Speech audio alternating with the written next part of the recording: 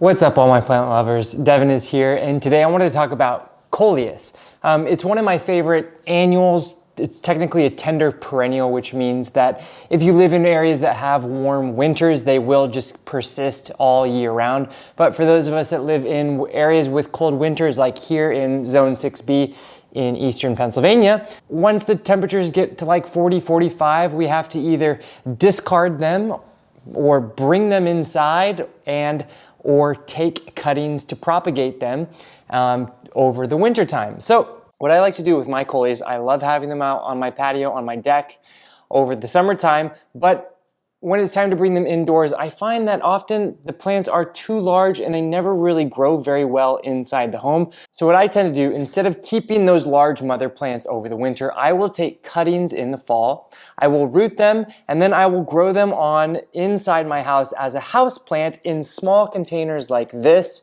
over the winter time. And then by around Mother's Day in the springtime, I take these plants, pot them into larger containers, and then they quickly will grow into large mother plants outside for next summer's enjoyment. So in this video, I'm going to show you guys how to take cuttings of our Coleus and root them and propagate them in two different ways, directly into soil medium or in water and then transplanted into soil later on.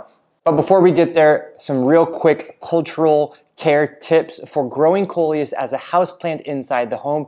A few things that you should really keep in mind. Number one, they really do best when they're grown in small containers. I find that if we try to grow them in too large of containers, it's very challenging to provide them with adequate sunlight for strong growth. When they're smaller and more compact, they will do fine by a very bright sunny window or a grow light. That is the second part. They need exceptionally bright areas. Here I have two of the same plant taken from the same mother plant. This one is growing in a nice bright sunny window, southern exposed, and this one is just underneath that window pane, so it doesn't get any good bright sunlight. You can tell that the growth is much worse, but also the color is worse. So providing them with nice bright conditions is going to help them produce nice strong growth, but it's also going to provide them with the best color. The next thing is that growing in these small containers, we never want them to get totally dry for too long. If Coleus are left too dry for too long, they will start to wilt.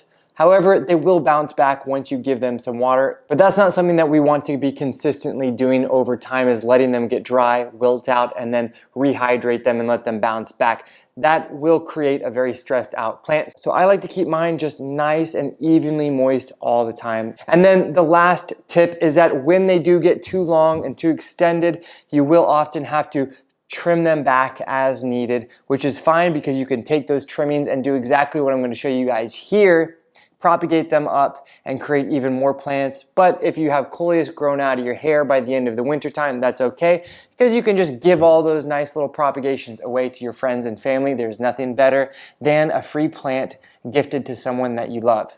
Okay, so let's go ahead and take some cuttings. So the first thing that we want to do is locate a stem that's a nice 4 to 6 inch end piece, just like this.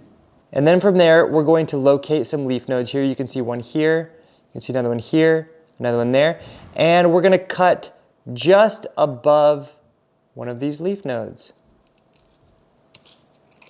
And the wonderful thing is that this section right here that we just cut off is actually going to create new branches. So that's going to also help keep our original plant nice and compact, which is what we love. Here you can see a good example of where I took a cutting and branches formed just below where I cut at that leaf node. So now that we have our cutting, what we're going to do is we're going to remove all the foliage along the stem except for the top 3 or 4 most pairs of leaves. So it's going to look something like this. Now you can see all of these bands that go up the stem are the leaf nodes. Now we want to try to get as many of those leaf nodes in the soil as possible while we are rooting this cutting, because each of those leaf nodes has the capacity to create new roots that will grow into that soil. So the more nodes that we have under the soil, the better the propagation material will be, the stronger and sturdier and more robust of a plant you will grow. So for now, I'm going to just put it into this water so that it keeps it from losing any more moisture. All right, so I also want to take a cutting of this yellow one. Now, as you can see, this stem right here is getting a little bit long in the tooth, so I'm going to remove that one. If your cuttings are too long, it's going to be a little bit more challenging to root them, and it's also going to create a very lanky plant, which is something that we want to stay away from because lanky Coleus stems will get floppy and can eventually break. So first I'm going to remove all of the leaves. Now, because it is too long, I'm just going to remove this bottommost section.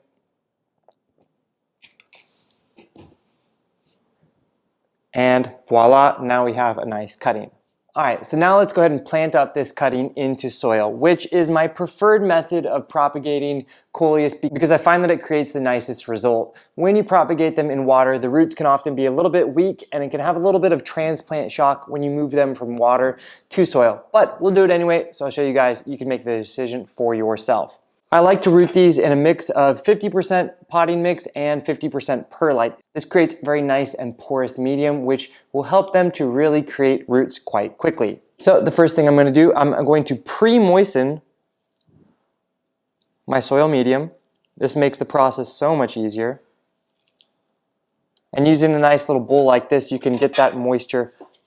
Just add moisture until you have that right consistency. Well, if you add a little bit too much moisture like I just did, that's okay. We're going to take spoonfuls of it and we're going to put it, I like to root them in like 3-inch, this is like a 2.5, 3-inch container.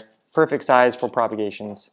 You can see water is dripping out the bottom, that is perfect. So as I am adding this in, I'm just sort of gently patting it down. So once you have your soil medium nice and potted up, now we'll just take something like a pencil, go right into the center of that container, make a nice little opening, and we're going to take our cutting and we're going to place it down pretty much as far as we can, ensuring that none of the foliage is touching that soil. Now from here, I take my cutting and I add it to my propagation station. You can watch a short little video showing you guys how to make a really cheap, fast, and easy propagation station like I have right here. But essentially, I always use a heating pad for my propagation. You can see it back here.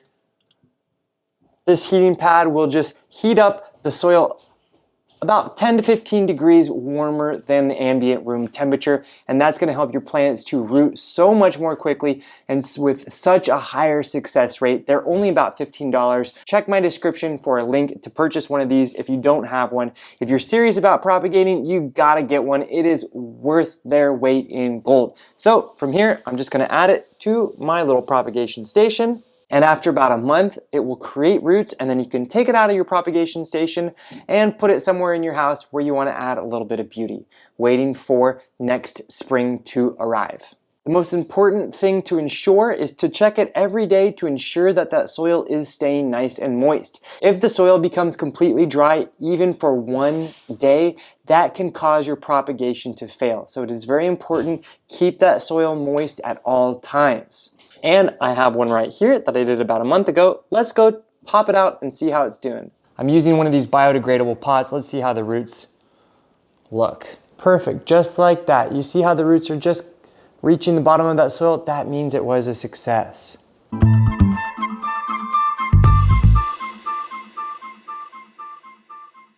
And here you can see how roots have been coming out of those leaf nodes just as we expected. All right, so now that we know how to root them in soil, let's talk about rooting them in water first. Really and truly, what we've done is essentially all you need to do. You take your cutting, you place it in some water just like this. You want to ensure that none of the leaf material is touching the water or in the water. That can cause rot and a failed propagation.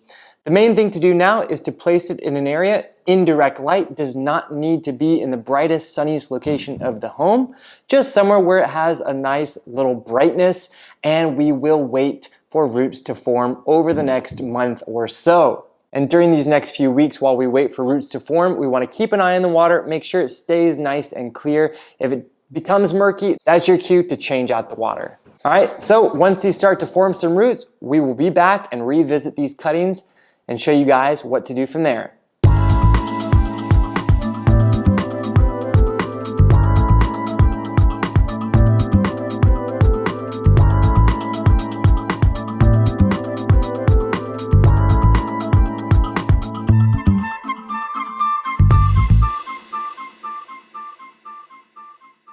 Well, all right, I think our Coleus propagations are nice and rooted. Let's take a look. Oh yeah, those are looking pretty good. I think we can safely say they're ready to be planted up. All right, so I'm just gonna be using an average generic potting mix from a bag. So I always like to pre-moisten, let any excess water come out the bottom. So now take one of the guys out. Now, as you can see, the roots are really just kind of towards that top. So I'm gonna leave some of that bottom section of the stem, but probably not all of it. And you can also see that there's like a little plant that is actually growing right above those roots. So I'm actually gonna pluck that little baby off. Then I just take my spoon, make a hole right in the middle, all the way to the bottom. And I will take my cutting and place it just like, oh. So if I put it all the way in the bottom, some of the roots are actually gonna be exposed above. So what I'm gonna do, I will cut off just about an inch of the stem, not necessary. And that way I can plant it down. So when I go and plant it, I'll plant it just so these roots are about half an inch underneath the surface of the soil. Take it, place it in, gently pack in that soil around the stem, and with the next guy. So I'm gonna remove part of this bottom stem, take a hole, and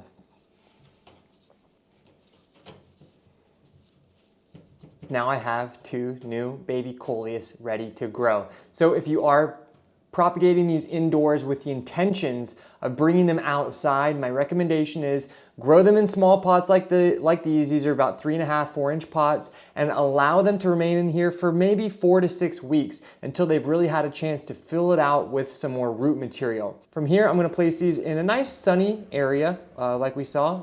More light, the better. Coleus do appreciate a good amount of sunlight. And after about a month, these should really fill out the pot with more growth and a lot more root material. At that point, then you can transplant them to a much larger container if you're going to be placing them outside.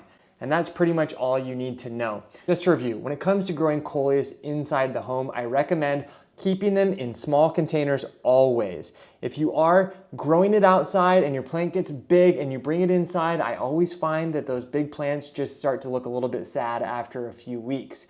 My recommendation is always to take propagations of those larger plants and plant them into smaller containers and allow those smaller plants in smaller containers to get big. If you start with a small plant, it can successfully become bigger inside the home, but if you bring a big plant inside, they generally just start to get kind of crummy. While preparing for this video and growing lots of Coleus inside my home, I've really found that these are one of my favorite new plants to really have all around the sunny areas of my home because they bring so much beautiful color and they're such rapid growers. If you've never thought of Coleus as an indoor plant, maybe you will now. They are very easy to grow and there's such a delightful selection of Coleus out there.